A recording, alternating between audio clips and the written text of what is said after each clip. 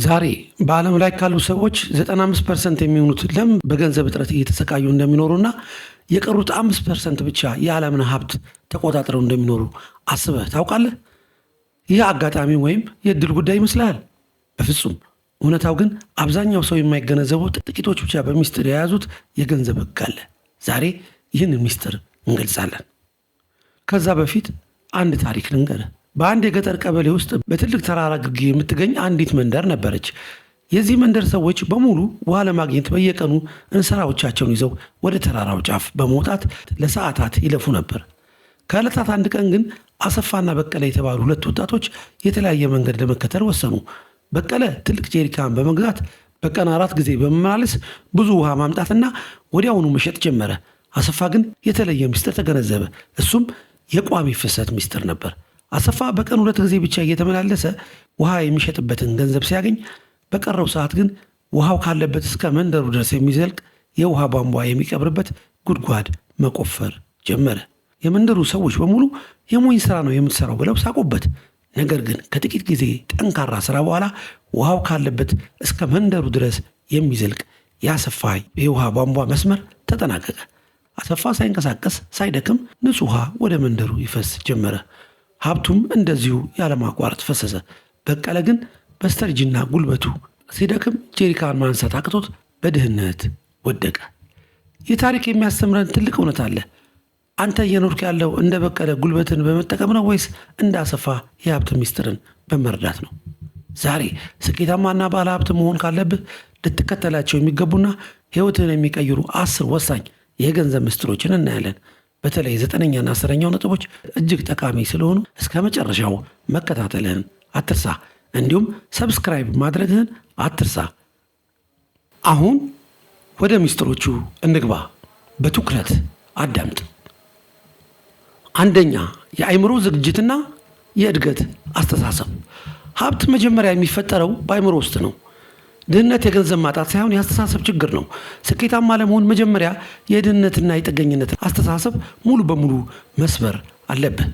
በህይወቱ ውስጥ ለሚከሰተው ለማንኛውም ነገር ሌሎችን ማማረር አቁም። 100% ሙሉ ኃላፊነት መውሰድ ይኖርብሃል። ባለሀብቶች ለመውደቅም ሆነ ለስኬት ራሳቸውን ተጠያቂ ያደርጋሉ።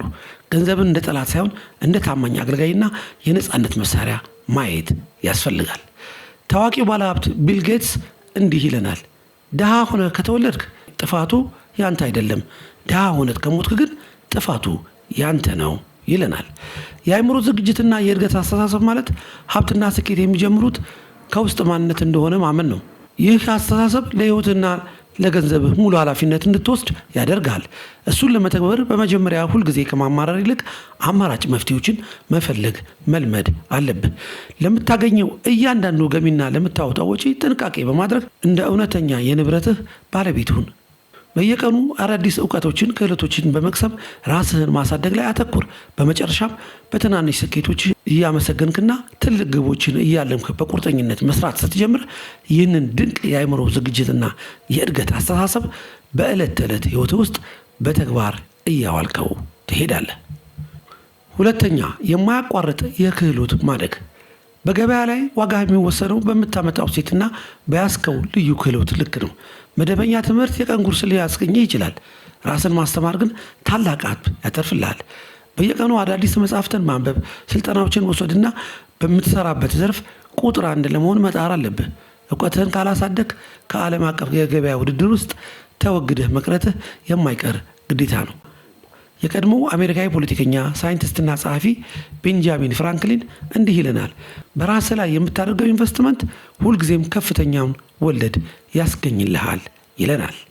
የማያቋርጥ የክህሎት ማደግ ማለት መደበኛ ትምህርት ከተጠናቀቀ በኋላም በራስ ተነሳሽነት አዳዲስ እውቀቶችንና ክህሎቶችን በየቀኑ መቅሰም ማለት ነው።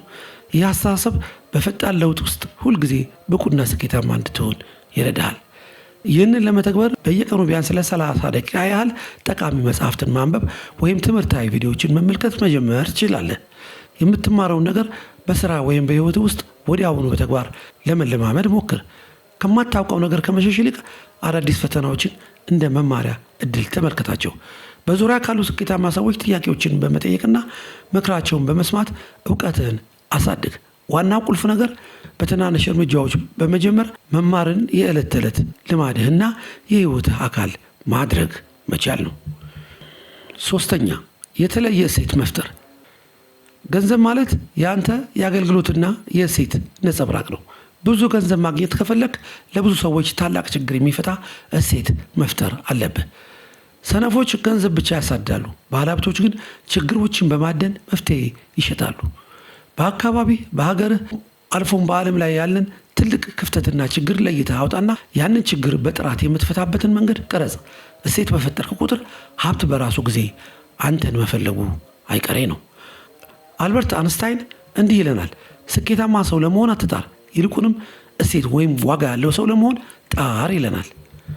የተለየ እሴት መፍጠር ማለት ለሌሎች ሰዎች ችግር እውነተኛ መፍትሄ መስጠት ወይም የህይወታቸውን ጥራት የሚያሻሽል ጠቃሚ ነገር ማበርከት ማለት ነው።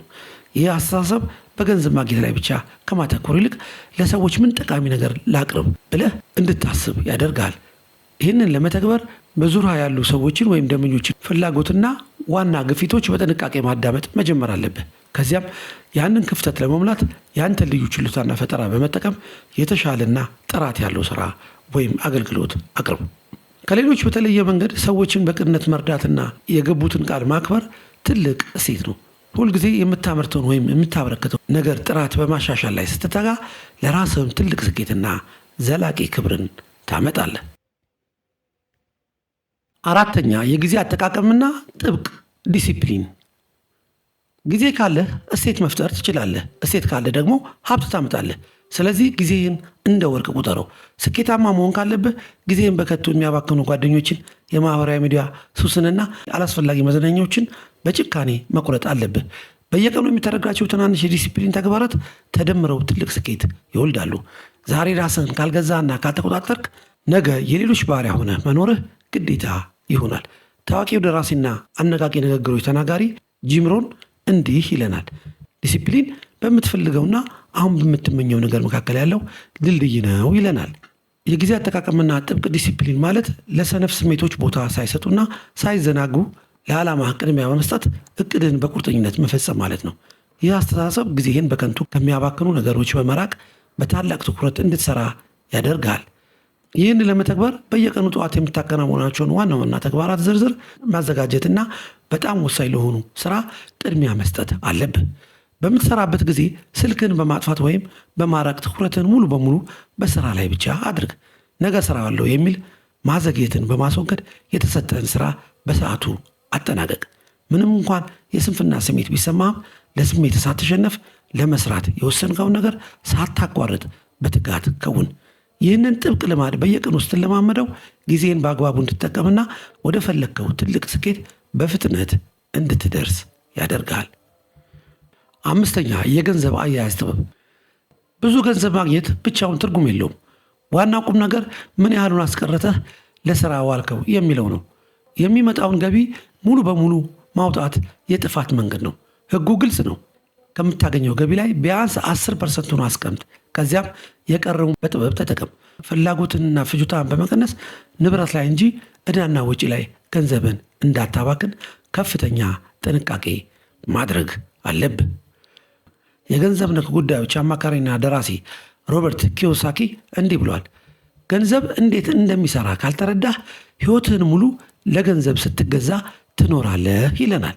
የገንዘብ አያያዝ ጥበብ ማለት ስለ ገንዘብ አሰራር ትክክለኛ እውቀት ኖሮ የምታገኘውን ገቢ በአግባቡ ማስተዳደር፣ ማዳንና ማሳደግ መቻል ማለት ነው። ይህ ጥበብ ከዕዳ ነፃ እንድትሆንና የረጅም ጊዜ የሀብት መሰረት እንድትጥል ይረዳል። ይህንን ለመተግበር በመጀመሪያ የምታገኘውን እያንዳንዱን ገቢና ወጪን በጥንቃቄ መመዝገብና በእቅድ መመራት አለብህ። ከምትገዛቸው ዕቃዎች ውስጥ ዋና ፍላጎቶችህንና ተራ ምኞቶችህን ለይተህ ማወቅና አላስፈላጊ ወጪዎችን መቀነስ በጣም ወሳኝ ነው። ከማንኛውም ገቢ ላይ የተወሰነውን መቶኛ ለድንገተኛ አደጋዎችና ለወደፊት ኢንቨስትመንት አስቀድመህ ማጠራቀም ልማድህ አድርገው። ገንዘብህን ባልተረዳኸው ነገር ላይ ከመዋል ይልቅ እውቀትን እያሳደግ በጥናት ላይ በተመሰረተ መንገድ ወደሚያዋጣ ስራ አስገባው። ይህንን የገንዘብ ቁጠባና አስተዋይነት በየቀኑ ውስጥ ለማመደው የኢኮኖሚ ነፃነትህን ታረጋግጣለህ። ስድስተኛ፣ ቋሚ የገቢ ምንጭ መፍጠር። በታሪኩ ላይ እንዳየነው በአካል ስትሰራ ብቻ የምታገኘው ገቢ አክቲቭ ኢንካም መቼም ቢሆን ሙሉ ነፃነት ሊሰጥህ አይችልም። በምትተኛበት፣ በምታምበት ወይም በምትዝናናበት ጊዜ እንኳን ገንዘብ የሚያስገኝልን የገቢ ምንጭ ወይም ፓሲቭ ኢንካም መገንባት አለብህ። ይህ ማለት ንግዶችን ማቋቋም ወይም በሪል ስቴት ላይ መዋለ ንዋይ ማፍሰስ ወይም ዲጂታል ንብረቶችን ማልማት ማለት ነው። ገቢን ካላበዛው ዕድሜ ልክን ስትለፋ ትኖራለህ። ታዋቂው ባለሀብት ዋረን ቡፌት እንዲህ ይለናል፣ ተኝተህም ቢሆን ገንዘብ የምታገኝበትን መንገድ ካላገኘህ እስከምትሞት ድረስ ትሰራለህ ይለናል። ቋሚ የገቢ ምንጭ መፍጠር ማለት መጀመሪያ ላይ ከፍተኛ ጥረትና ጊዜ ሰጥተህ ከገነባኸው በኋላ ያለማቋረጥና በቀጣይነት ገቢ የሚያስገኝልን የገንዘብ ምንጭ መፍጠር ማለት ነው። ይህ ዘዴ ሁልጊዜ ጉልበትህንና ጊዜህን በቀጥታ ከገንዘብ ጋር ከመቀያየር ያድንሃል። ይህንን ለመተግበር መጀመሪያ ያንተ ልዩ ችሎታ ወይም ፍላጎት መለየት አለብህ። ለምሳሌ ለሰዎች ጠቃሚ የሆኑ ዲጂታል መጽሐፍትን ማዘጋጀት፣ የመስመር ላይ ትምህርቶችን መቅረጽ ወይም ሰፊ ተደራሽነት ያለው የዩቲዩብ ቻናል መገንባት ትችላለህ። እነዚህን ስራዎች አንዴ በጥራት ከሰራቸው በኋላ ሁልጊዜ ሰዎች በተጠቀሙባቸው ቁጥር ለአንተ ገቢ መፍጠራቸውን ይቀጥላሉ። ዋናው ሚስጥር መጀመሪያ ላይ ያለምንም ሰነፍ ስሜት ጠንካራ መሰረት መጣልና ስራን በዲሲፕሊን ማጠናቀቅ ነው። ይህን የገቢ ቧንቧ በአግባቡ ስትዘረጋ በረጅም ጊዜ ውስጥ አስተማማኝ የገንዘብ ነፃነት ታገኛለህ። 7ኛ የተጠና ሪስክ መውሰድና ደፋር መሆን። በዓለም ላይ ትልቁ ሪስክ ምንም ሪስክ አለመውሰድ ነው። ፍርሃት ሰዎችን በድህነትና በተራ እረፍት ውስጥ አስሮ የሚያስቀር ሰንሰለት ነው። ስኬታማ መሆን ካለብህ አዳዲስ ነገሮችን ለመማር ለመውደቅና እንደገና ለመነሳት መድፈር አለብህ። እርግጥ ነው የምትወስደው ሪስክ በጥናት ላይ የተመሰረተ መሆን አለበት። ከአደጋ ነፃ የሆነ የስኬት መንገድ የለም። ደፋሮች ብቻ ናቸው ዓለምን የሚገዙትና ሀብትን የሚወርሱት። ታዋቂዋ የሃሪ ፖተር መጽሐፍ ደራሲ ጄኬ ሮሊንግ እንዲህ ትለናለች፣ አዲስ ነገር ለመሞከር ከመፍራት የተነሳ ምንም ሪስክ ሳንወስድ የምናሳልፈው ህይወት ውድቀትን አስቀድሞ እንደ መቀበል ይቆጠራል ትለናለች። የተጠና ሪስክ መውሰድና ደፋር መሆኑ ማለት ዝም ብሎ በስሜት ወደ አደገኛ ነገር ውስጥ መግባት ሳይሆን ሊመጡ የሚችሉትን ጥቅሞችና ጉዳቶች አስቀድሞ በጥንቃቄ በማጥናትና በመመዘን ደፋር ውሳኔዎችን መወሰን ማለት ነው። ይህ አስተሳሰብ በፍርሃት ምክንያት እድሎችን ከማጥፋት ያድንሃል። እሱን ለመተግበር መጀመሪያ አዲስ እድል ሲያጋጥምህ ይህንን ባደርግ ሊመጣ የሚችለው መጥፎ ነገር ምንድን ነው? እንዴትስ መከላከል እችላለሁ ብለህ ራስህን ጠይቅ። ሙሉ በሙሉ ፍጹም የሆነ ጊዜን ከመጠበቅ ይልቅ ባለህ እውቀት ተነስተህ በትናንሽ እርምጃዎች መጀመርና መለማመድ አለብህ። ሊያጋጥሙ የሚችሉ መሰናክሎችን ለመቀነስ ሁልጊዜ አማራጭ እቅዶችን አዘጋጅ። ፍርሃትን ተጋፈጠው። ውሳኔዎችን መወሰን ስትጀምር በራስ የመተማመን አቅምህ እያደገ ይሄዳል። ይህም ወደ ትላልቅ ስኬቶችና አዳዲስ የህይወት ምዕራፎች በልበ ሙሉነት ይመርሃል። 8ኛ ጠንካራ ግንኙነት መፍጠር። የምትውሉባቸው 5 ሰዎች የአንተን የወደፊት ዕጣ ፋንታ ይወስናሉ። የምታገኘው የሀብት መጠን ከምታውቃቸውና አብራቸው ከምትሰራቸው ሰዎች ጥራት ጋር ቀጥተኛ ግንኙነት አለው። ሰነፎችንና አማራሪዎችን ከአካባቢ አስወግድ። ይልቁንም ከአንተ የተሻሉ ባለሀብቶች አርአያ የሚሆኑና አነቃቂ ሰዎችን ፈልገህ ተወዳጃቸው። እውቀታቸውንና እድላቸውን ተጋራ። ጠንካራ ማህበራዊ መርህ ማለት የተደበቁ በሮች መክፈቻ ቁልፍ ነው። ታዋቂዋ የአሜሪካ ስራ ፈጠራና ደራሲ ፖርተር ጋሌ እንዲህ ትለናለች፣ ያንተ የግንኙነት መረብ ያንተን የተጣራ ሀብት ይወስናል ትለናለች። ጠንካራ ግንኙነት መፍጠር ማለት ከአንተ ጋር ተመሳሳይ ዓላማ፣ እውቀትና ፍላጎት ካላቸው ጠቃሚ ሰዎች ጋር የረጅም ጊዜና የእርስ በርስ መረዳዳት ትስስር መፍጠር ማለት ነው። ይህ ግንኙነት አዳዲስ የስራ ዕድሎችን፣ ጠቃሚ እውቀቶችን በቀላሉ እንድታገኝ ይረዳሃል። እሱን ለመተግበር መጀመሪያ ከአንተ የተሻለ እውቀትና ልምድ ያላቸውን ሰዎች በትህትና መቅረብና እነሱን ማዳመጥ መልመድ አለብህ። ሰዎችን ስታገኝ ጥቅምን ብቻ ከመፈለግ ይልቅ እኔ ስለ እነሱ ምን ጠቃሚ ሴት ማበርከት እችላለሁ ብለህ አስብ። በትምህርታዊ መድረኮች፣ በሙያ ማህበራት ላይ በመገኘት ራስህን አስተዋወቅ። በማህበራዊ ሚዲያም ቢሆን መልካም ግንኙነቶችን መመስረት ትችላለህ። የጀመርከውን ግንኙነት ሁልጊዜ በቅንነትና በታማኝነት በመንከባከብ ዘላቂ እንዲሆን አድርግ። ይህን ስታደርግ በሕይወትህና በሥራ ውስጥ ብቻ እንዳትሆንና ሁልጊዜ የሚደግፉ ብቁ ሰዎችን በዙሪያ ታገኛለህ። 9ኛ የትኩረት ኃይልና ጽናት። ባለሀብቶች በአንድ ግብ ላይ የማያወላውል የትኩረት ኃይል አላቸው። ዛሬ አንድ ስራ ጀምረህ ነገ ውጤት ስላልታየ ብቻ ወደ ሌላ ትዝለል። በአንድ ትልቅ ዓላማ ላይ ሙጥኝ ብለህ ለዓመታት መጽናት አለብህ። ውድቀቶችና መሰናክሎች ሲመጡ የመንገድ ማቆሚያ ሳይሆኑ መማሪያ መሆናቸውን እወቅ። የጀመርከውን እስክትጨርስና ግብህ እስኪመታ ድረስ በቀንና በሌሊት ያለመታከት ወደፊት መግፋት ግዴታ ነው። ታዋቂው አሜሪካዊ ደራሲ ኤች ጃክሰን ብራውን ጁኒየር እንዲህ ይልናል፣ ውሃ አለቱን የሚበሳው በኃይሉ ሳይሆን ባለማቋረጥ በመንጠባጠብ ነው ይለናል። የትኩረት ኃይልና ጽናት ማለት አእምሮን ከሚከፋፍሉ ነገሮች ሁሉ በመራቅ በአንድ ዋና ዓላማ ላይ ብቻ ማተኮርና ምንም ያህል ከባድ ፈተናዎች፣ ውድቀቶች ቢመጡ እንኳን ተስፋ ሳይቆርጡ ጉዞን መቀጠል ማለት ነው። ይህ ጥምረት ግቦችን በብቃት እንድታሳካ ትልቅ ኃይል ይሰጣል። ይህን ለመተግበር መጀመሪያ ለአንተ እጅግ በጣም ወሳኝ የሆነውን አንድ ትልቅ ግብ ለይተህ እወቅ። በምትሰራበት ወቅት ትኩረትን የሚሰርቁ ማህበራዊ ሚዲያዎችን፣ ስልኮችን ዝግ በማድረግ ራስን ከማንኛውም መስተጓጎል ጠብቅ። አድካሚና ሰልቺ ስሜቶች ሲሰሙህ መጀመሪያ የተነሳበትን ታላቅ ዓላማ በማሰብ ውስጣዊ ተነሳሽነትህን አድስ። ነገሮች እንደታሰበው ባይሄዱ እንኳን ውድቀትን እንደ መመሪያ እድል በመቁጠር በጽናት መስራትን ቀጥል። ይህንን ጥልቅ ትኩረትና ጠንካራ ጽናት በየቀኑ ስትለማመደው ማንኛውም ትላልቅ የህይወት ግቦችን ማሳካት ትችላለህ። 10ኛ መስጠት። እውነተኛ የሀብት ምስጢር መጨረሻው መስጠትና ማካፈል ነው። በዓለም ላይ ያሉ ታላላቅ ባለ ሀብቶች በሙሉ የሰጡትን ያህል ነው ያተረፉት። ስኬታማ ስትሆን ሌሎችን መርዳት፣ የሥራ ዕድል መፍጠር፣ ለማኅበረሰብህ መትረፍ አለብህ። በሰጠህ ቁጥር የአጽናፈ ሰማይ የሀብት በሮች በበለጠ ይከፈቱልሃል።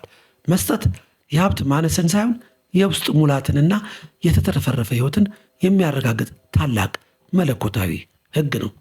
የታላቋ ብሪታንያ ጠቅላይ ሚኒስትር የነበሩት ሰር ዊንስተን ቸርችል በአንድ ወቅት እንዲህ ብለው ነበር፣ የምትኖረው በምታገኘው ነገር ነው፣ ሕይወትህን የምትሰራው ግን በምትሰጠው ነገር ነው ብለውናል። መስጠት ማለት ካለህ እውቀት፣ ገንዘብ፣ ጊዜ ወይም ጉልበት ላይ ለሌሎች ሰዎች በቅንነት ማካፈልና ማገዝ ማለት ነው። ይህ ሕግ በሰጠው ልክ መልካም ነገር በሌላ መንገድ ተባስቶ ወደ ሕይወትህ እንደሚመለስ ያሳያል። ይህንን ለመተግበር የግድ ሀብታም መሆን አይጠበቅብህም። ባለህ አነስተኛ አቅም መጀመር ትችላለህ። ለምሳሌ እውቀት ላጣ ሰው በነፃ ማስተማር፣ የተቸገሩትን በገንዘብ መደገፍ ወይም ሰዎችን በሐሳብ ማበረታታት ትልቅ መስጠት ነው። ስትሰጥም ያለምንም ቅድመ ሁኔታ ምላሽ ሳትጠብቅ በንጹህ ልብ መሆን አለበት።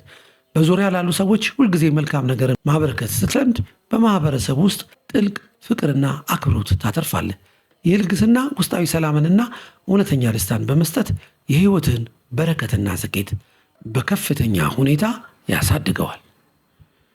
እንግዲህ ወዳጄ ይህንን ታላቅ የክብርና የስኬት እውነት ዛሬውኑ በተግባር መተርጎም አለብህ።